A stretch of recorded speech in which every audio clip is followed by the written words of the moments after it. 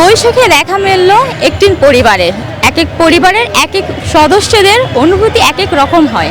চলুন দর্শক, আমরা জেনে নেই তাদের অনুভূতি কেমন।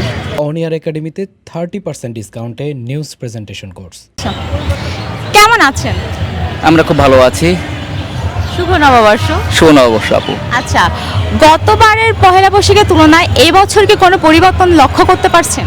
অ্যাকচুয়ালি মনে হচ্ছে যে কিছু লোক এখানে কম আছে, লোক খুবই কম। গতবারের তুলনায় এবারও লোক খুবই কম দেখা যাচ্ছে, গত বছর অনেক বেশি লোক ছিল। আচ্ছা, সকালে কি পান্তা ইলিশ খাওয়া হয়েছে? অবশ্যই আমরা পান্তা ইলিশ খেয়ে তারপরে বের হয়েছি। আচ্ছা, পান্তা ইলিশের সঙ্গে এই যে পহেলা বৈশাখের একটা নিবিড় সম্পর্ক আছে, এটাকে আপনি কিভাবে দেখেন? আমি মনে করি পান্তা ইলিশ বাংলা নববর্ষের ঐতিহ্য। আমরা পান্তা ইলিশ খেয়েই, প্রতি বছরই পান্তা ইলিশ এই সময় খাওয়া হয়। নর্মালি সব সময় খাওয়া হয় না, বাট নববর্ষের সময় আমরা পান্তা ইলিশ খাই এবং পান্তা ইলিশ খেয়ে আমরা বের হয়েছি। 5 আগস্টের আগে এবং পরে কি পরিবর্তন লক্ষ্য করছেন এবং আপনার কাছে কোনটা ভালো লাগছে আসলে? আমার কাছে অ্যাকচুয়ালি মনে হচ্ছে আমি আগেই ভালো ছিলাম, এখন কিছুটা নিরাপত্তাহীনতায় আছে সবাই। আমি মনে করি এই জন্য মনে হচ্ছে আমার কাছে লোকজন কম দেখা যাচ্ছে, বাট এখনও মোটামুটি আমরা আছি। বাট 5 আগস্ট আগে অনেক ভালো ছিলাম। আচ্ছা, আপনি হচ্ছে ডক্টর ইউনূসকে চাচ্ছেন নাকি নির্বাচন?